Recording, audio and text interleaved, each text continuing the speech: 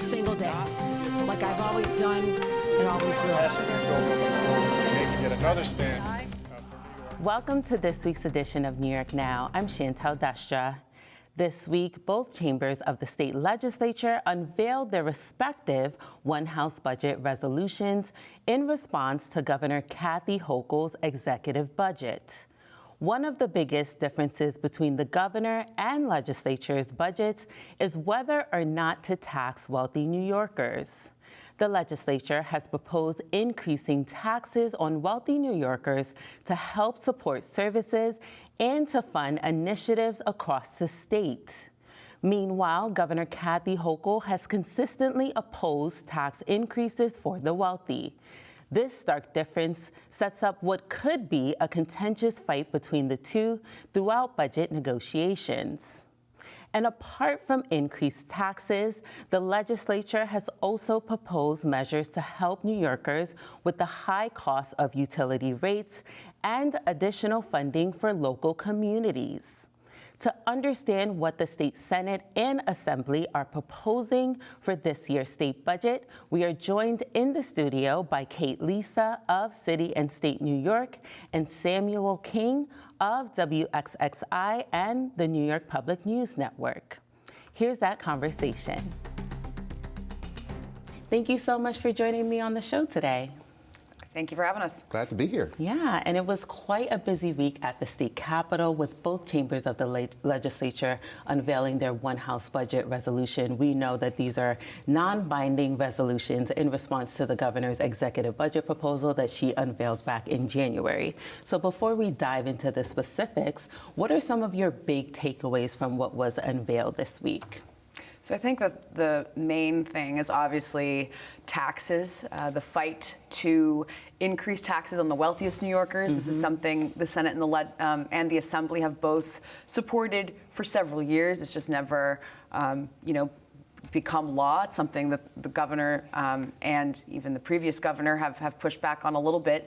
But there's definitely momentum from progressives, from people farther to the left than Governor Hochul, especially with Mayor Zohran Mamdani's win in the city. It's just made that whole platform, I think, a huge point of this budget. So the fact that the Senate and the Assembly again said, hey, we back the mayor, we want to give a lot more money, help fill the city's budget gap. I think that was the biggest thing. But also it was interesting that they did reject the governor's car insurance reforms that she has proposed that are supposed to try to get those rates down. So those things stood out to me.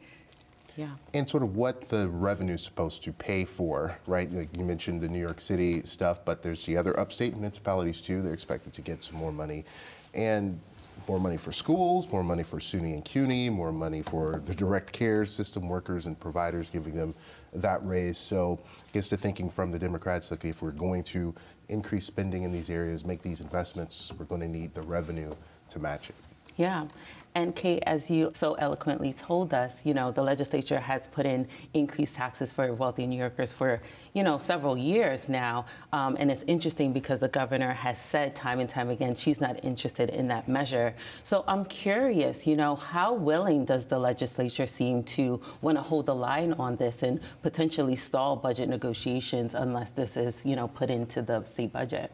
When we heard from both Senate Majority Leader Andrea Stewart-Cousins, Assembly Speaker Carl Hastie in more detail on this week, right. And they said, these negotiations are going to begin, but they kind of think that they can maybe push the governor on this. They both, while the Senate and the Assembly's proposals differ on what kind of tax increase they want, it's clear that they just want it to be higher taxes for the largest corporations and people who make over $5 million a year. So, but the governor also this week said that she's concerned how that could affect the state's tax base. She's worried this could drive out the highest earners in the state. So I guess it's going to depend on who's ready to hold the line, how late they want to make the budget. This will probably be one of those biggest issues. Right, absolutely.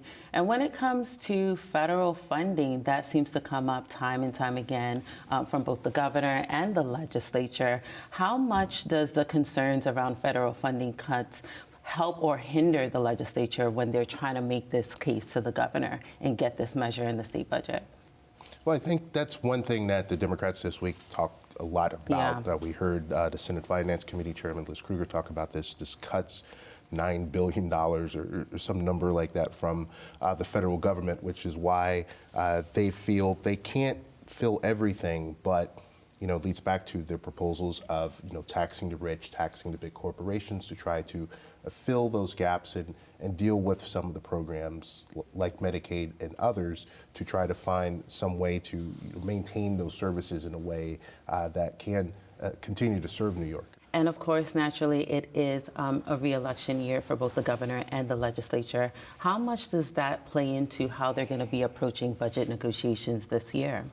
Well, I think you see, like we've heard, affordability. That's sort of the buzzword of the year in New York. So, and when it comes back to, we were talking about the taxing conversation, we mentioned even the governor this week, again, kind of being reluctant to commit to raising income taxes. Does that mean she, continues with the corporate tax, compromises on that? It's since corporations aren't necessarily the most popular place right now. And also when it comes to, the utility issue, utility bills, finding some ways to do that. We saw the legislature, at least the assembly, put in their rebates and things like that. So that's another thing we heard all week is affordability. And I think that's like top of mind for the governor and the legislature in these budget negotiations. And when it comes to the funding for local towns and cities across the state, how did the legislature approach that? Kate, you mentioned the budget deficit in New York City. So how is the legislature approaching helping the city, but also other communities in New York State? Well, we talked about New York City. The governor had proposed her $1.5 billion in her budget amendments. At least in the Assembly side, there is more money for New York City. Another top of that, and the Senate as well. Assembly proposing more money for cities like Buffalo, which has had some fiscal challenges, and they've made the case that they need some more direct assistance. Albany will be getting some more money under these proposals, and cities like Rochester, plus the other towns and cities across the state. So this is the Assembly and the Senate saying, we hear you. Of course, the Tin Cup Day when all the mayors came up here, including Mayor Mamdani in New York and the mayors of the upstate cities. That was heard. It may not be all that they wanted, but at least the Assembly and Senate side at least saying, if we're going to bring in more revenue, we should be able to spread this around to the other communities and stuff across the state. Yeah. And another thing that struck me was immigration. I don't think I saw too much of that in the One House budget proposals. I know Governor Kathy Hochul proposed many measures to protect immigrant New Yorkers in her executive budget proposal. And before the One Houses were released, there was some talk about an omnibus package around immigration. Do you have any inkling on where things stand on those measures right now? It sounds like that they are kind of in a holding pattern. It sounds like they've made some progress, or at least when we've talked to the legislative leaders, both Leader Stewart Cousins and Speaker Hasty this week, they said that they're getting caught up on some language, and they wouldn't give details of what that is, as they tend to not to. They like to say that they don't want to negotiate in public, but it sounds like that's a package that will be separate from the budget. And now that we are in earnest budget negotiations, maybe we will see that be put on the back burner for a few weeks, even though, I know this was something that was a priority for them to get done as soon as possible, but maybe they'll surprise us. But I have a feeling, we will still hear and see that get done sooner than later. Yeah. And are there any outstanding measures that weren't included in the One House budget proposal that, are top of mind for you as you're going through with your reporting? It seems like in years prior, in the final hour of budget negotiations, something just comes out of left field and surprises all of us in the press corps. So is there anything that we should be keeping on our radar at this juncture? I mean, it'll be interesting to see, because we had, the unions make a big push for the Tier 6 and the pensions, and I guess Tier 5 too. It'll be interesting to see that the Assembly had some of that in their budget. The Senate didn't commit to anything. The governor appeared at the rally saying, I will fight for you, but not, nothing specific. So it'll be interesting to see if that is in the budget this year and what that does to things. So that's something that sort of is out there as a question. And also something the legislature did keep in there, so that was interesting of note. The governor's proposed new tax on smoke-free nicotine pouches. Both the Senate and Assembly kept those in there, and they've rejected some new taxes like that in the past. So it is interesting that that there's some things of the governor's proposal that obviously that they are saying, look, we have a completely different philosophy on, but others they're in agreement on. Maybe that will move a little faster than we'd expect. And lastly, this week in the media availability, Assembly Speaker Carl Hastie said that we shouldn't expect a budget that is super late. He pointed to the fact that there wasn't too much policy in the budget, which we know he does not like. So did that surprise you at all? And, when do you think the final budget will ultimately be enacted? I know that obviously you don't have a crystal ball, but, how are you thinking things will sort of pan out? Well, I mean, that seems to be the consensus, that it may not be April 1st, but it may not be that much longer than April 1st, because, you look at the calendar, there's that nice 2-week break, that everyone wants to take, and in some years they haven't been able to, in recent years they haven't been able to take it because the budget negotiations have spread that long. But, we keep hearing it's going to be the end of the month. So we'll see what happens. But as you mentioned, there are surprises along the way. Yeah. And also, too, there are holidays, religious holidays, that fall a certain way this year, right up near April 1st. That could be a motivator, but also then it could be a motivator to give them more time to, sit it out like they have in years past. But criminal justice has been what's held up the budget in the last 2 years, pushed it into early May even. There is no really big criminal justice proposal on the line here. So we'll have to see if the climate debate rises to that level. And taxes also usually too, the legislature has pushed for higher taxes on the wealthy before, and it doesn't remain a large, like sticking point. They kind of get over it pretty quickly. So I think that the Speaker is a little optimistic. I have a feeling that it's going to be harder than they're thinking. Maybe this election year they're just hoping that they'll get done on time so it'll look the best on all of them. Yeah, fair enough. We're certainly a lot to look forward to. Unfortunately, that is all the time we have for today, but thank you both for your fantastic reporting on this topic. Thank you. Thank you. Great to be here. And we were speaking with Kate Lisa of City and State New York and Samuel King of WXXI and the New York Public News Network. Now turning to another important topic. In this next segment, we sat down with State Senate Health Committee Chair Gustavo Rivera ahead of the Senate's One House budget release to unpack the healthcare priorities on the docket this year. We also spoke at length about the current state of the CDPAP program and the support around the New York Health Act. Let's take a look. Thank you so much for joining us back on the show today, Senator. Pleasure to be with you. Now, what can you tell us about some of the healthcare priorities that you're pushing for in the state budget this year? I know the state Senate is days away from releasing its One House budget proposal. Is there anything that you're particularly excited about when it comes to the recommendations? Well, I think the first thing that I have to say is that it's, as opposed to excitement, it is immense concern, and it is immense concern about the actions of the federal government, both in this year and in the coming year, because as we know, the cuts that HR 1 imposed come in different tranches, if you will. So it's like we already got hit in the bat with a bat in the head once, but the other bat on the other side of the head is coming in January of next year, and that certainly refers to changes in criteria for the essential plan, as well as workforce requirements for Medicaid.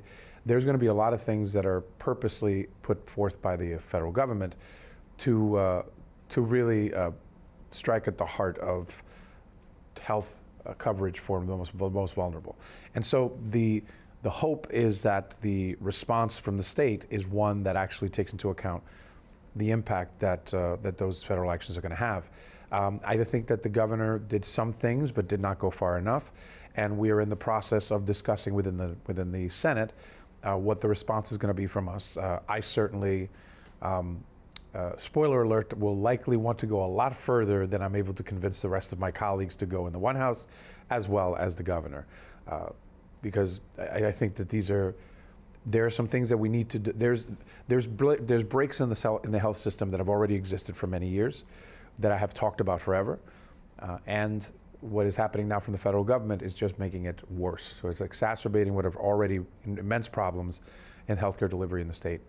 And so I think that we need to actually be more aggressive and bold in ways that we try to solve it. And it is my hope that I can get some of that into the White House. We'll see. And as you mentioned, it's no secret that Medicaid takes up a big portion of the state's budget, and you highlighted the concern around federal cuts both this year and in the years ahead. So I'm curious, is there a specific dollar amount that the conference is going to be asking for to support the program in the years to come? There will be a suggestion because as I'm sure that you know, and for your viewers, the way that it works in the Senate, the way that it works in the budget process in the state of New York, the governor presents her budget proposal. 30 days after that, she does a 30-day amendments, which is basically based on everything that's being discussed. She says, okay, this is my final offer. Then the Assembly and the Senate do a version of their budgets. So they say, if it was up to us, this is what it would look like. Then we take those 3 budgets and we negotiate on the final version that we ultimately vote on. So So basically, the one house that we're going to put forward shortly is a response to the governor's proposal, and we're still in the conversations about what that's going to be. I don't have a number for you, but I do think that there's a couple of things that I'd like to underline, certainly from my perspective, and hopefully we're able to get some of it into the White House. First and most importantly, that we need more revenue, and that means taxing the wealthy to pay their fair share. Mm-hmm. There's a whole host of bills that we have that are under consideration. That I hope are included, among other bills. My bill to tax capital gains at the same rate that you or I would get taxed, or any of your viewers would get taxed on on what they make from their wages. Capital gains are not taxed at the same level. So if we do that, we can probably get something in the neighborhood from $10 to $12 billion of new revenue, and that's just one of the bills that's under consideration. And the reason for this is not only that I think that we need to have the wealthy pay their fair share, but also because the cuts from the federal government, not only in health, but across the board, are so serious that we're going to need revenue to be able to make up for that gap. We're never going to be able to make up everything that the federal government takes away, but we need to have some revenue to be able to make decisions about how to protect the most vulnerable across our state. And so, although I can't give you a number, I can say that I am certainly pushing for us to include more revenue generators in the budget, as well as some measures to avert some of the worst aspects of the federal cuts, particularly to the healthcare system. And the state's move to transition New Yorkers enrolled in the consumer-directed personal assistance program definitely resulted in a lot of criticism from lawmakers and advocates, and that company being PPL in the end. And I know there were a lot of hiccups along the way with the transition from the health department meeting specific deadlines. So how are you feeling about things right now in that process? And, given that we're years from when it was actually passed in the legislature, are you happy with the outcome right now? I've been pretty public and clear about my feelings on this.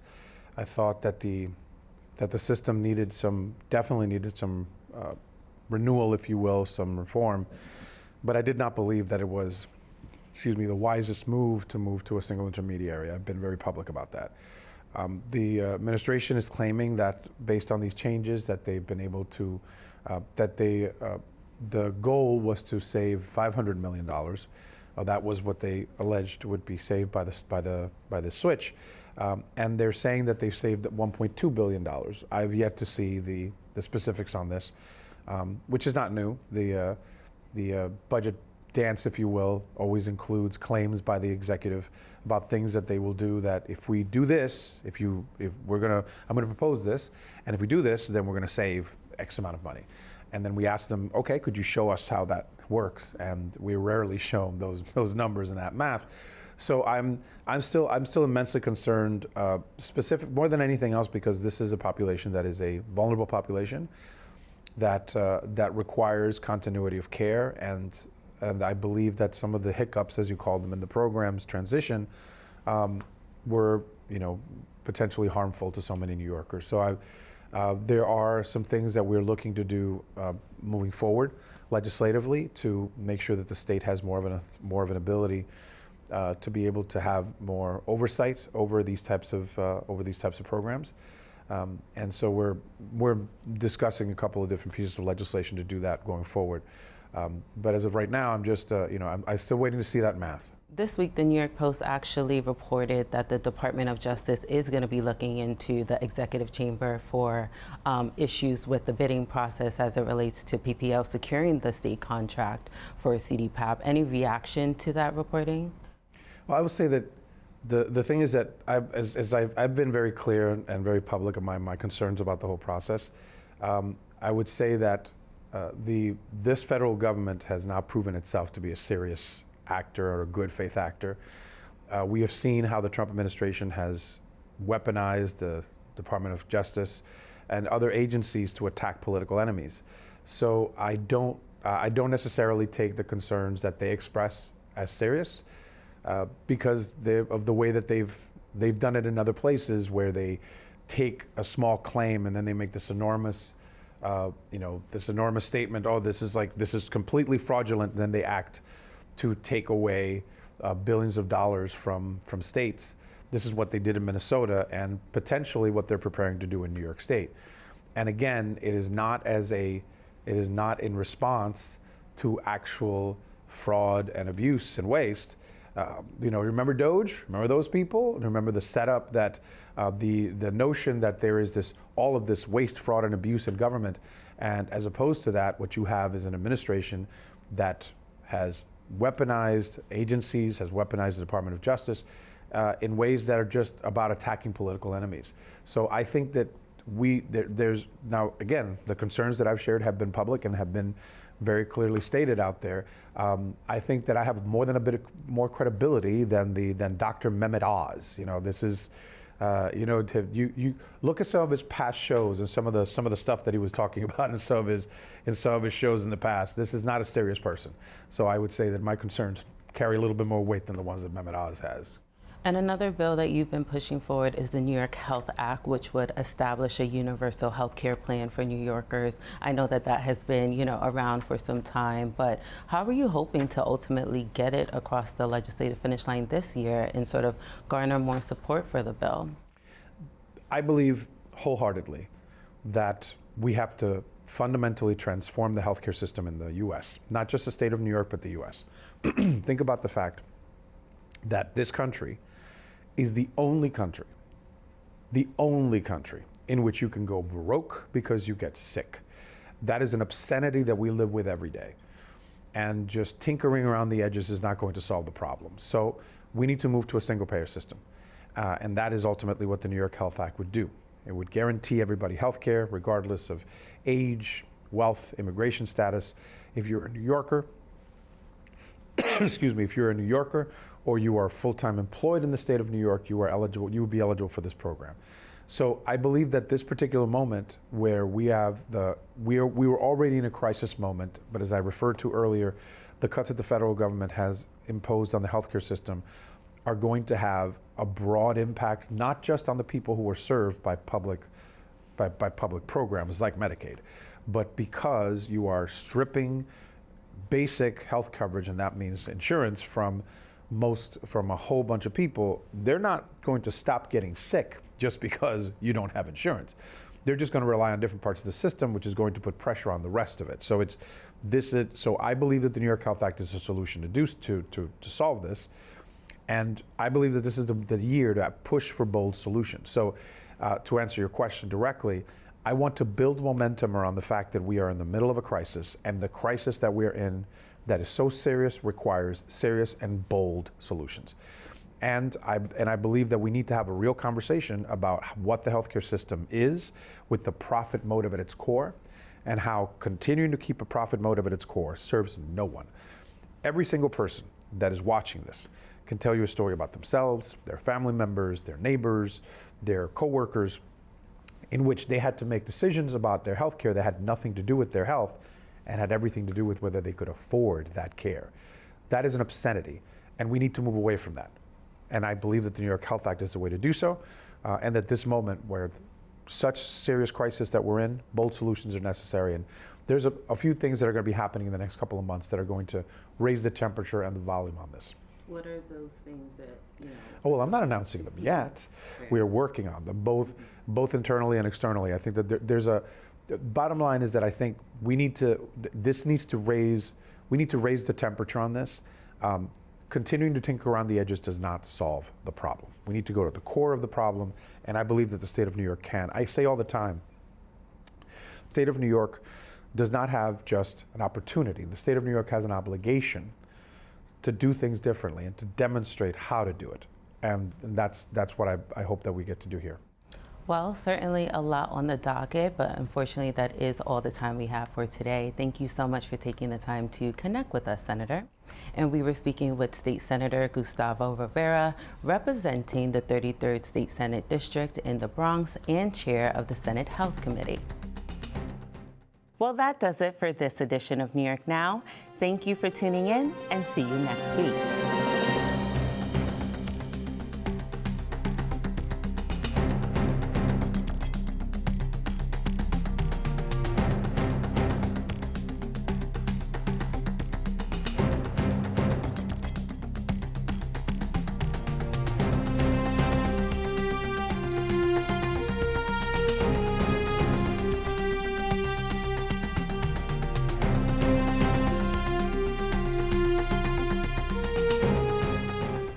Funding for New York Now is provided by WNET,